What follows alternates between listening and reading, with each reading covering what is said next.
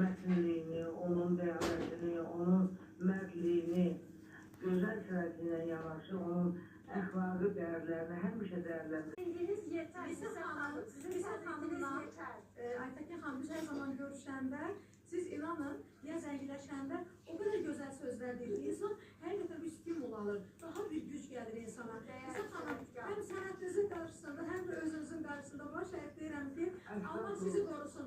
İndən belə qalan ömrünüzü də o qədər gözəl yaşayasınız, mənalı yaşayasınız. Sizi sevirəm, özünüz bilirsiniz. Xanım, çox sağ olun, vaxtınızı ayırdınız. Öpürəm.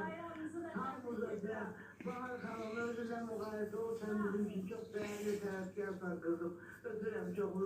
Elə bu sözü sizə də deyəcəm, Nisa xanım, özünüzdən müqayisə olun. Siz bizim üçün, Azərbaycan səhnəsi üçün çox dəyərlisiniz.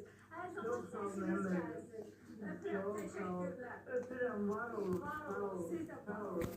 Valla, sənətkarlardan belə sözləri eşitmək çox önəmlidir. Mənim üçün nə xoş ki, mənim həm ustadlarım, həm sənətkar insanlar, düzdür, mənim bir 50 yaşım var, amma buna baxmayaraq, belə sənətkarlardan söz almaq, onların fikrini, yəni, eşitmək, mənə elə ki, hər bir sənət insanı üçün. Adam daha da qürurlanır, başqasına ürəyini açılır. Necə ki, övlad yaxşı olanda valideyn ki, ürəklə deyir ki, nə yaxşı ki, siz mənim balalarımsınız, yaxşı ki, siz mənim verdiyim yəni, öyüd nəsiyyəti götürmüsünüz. Bu da belə bir şeydir. Biz hər zaman deyirəm ki, bir də müəllimə ikinci valideyndir. Fərq etməz ibtidai sinifdir, böyük siniflərdir, ya fərq etməz ki, haradasa tələbədir.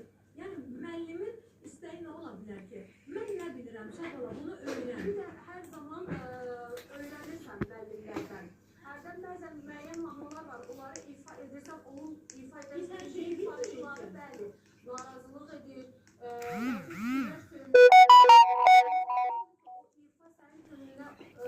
Kimdir şu? Kimdir? Süraya. O gözünə bir sağla.